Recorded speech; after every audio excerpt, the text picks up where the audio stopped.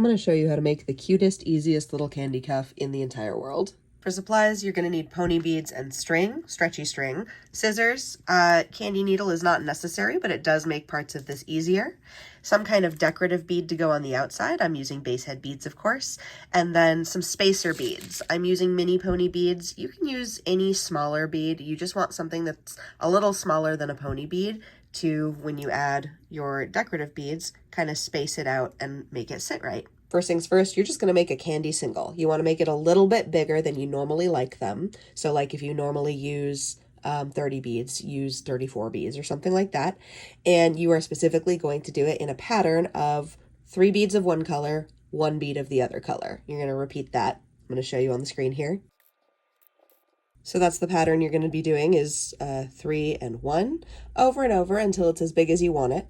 Okay, so we've got my candy single. You just tie it off like you would any normal candy single. I think this one's like 32 beads long.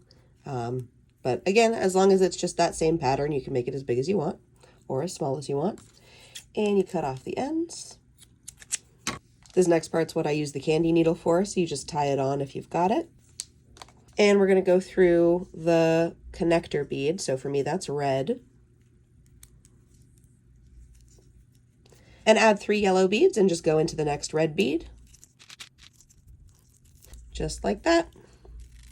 So you're layering your yellow on top of your yellow. You want to make sure that this end of the string doesn't also go through the hole.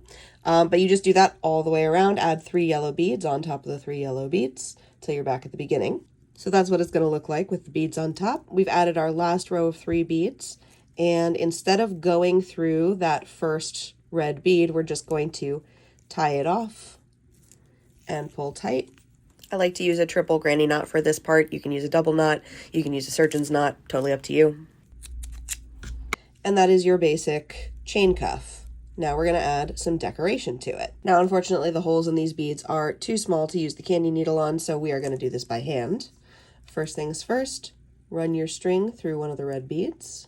Okay, so with your string coming out of one of the red beads, you want to hold on to this end, or you can tie the candy needle to it as an anchor so it doesn't pull through. And then on the long end of the string, you're going to add 1 small bead, 1 decorative bead, and 1 small bead. And then run your string through the next red bead over. There you go. And you're going to repeat that all the way around the cuff to add the decoration. Now, different decorative beads are going to be different widths, right? So you may have to experiment if you're using different beads than I am to see what sits right. You know, maybe you've got a really wide one that doesn't need the little beads on either side of it. That's totally okay. But you do want to kind of play around with it and see what looks best, you know? And you're just going to repeat that all the way around the cuff.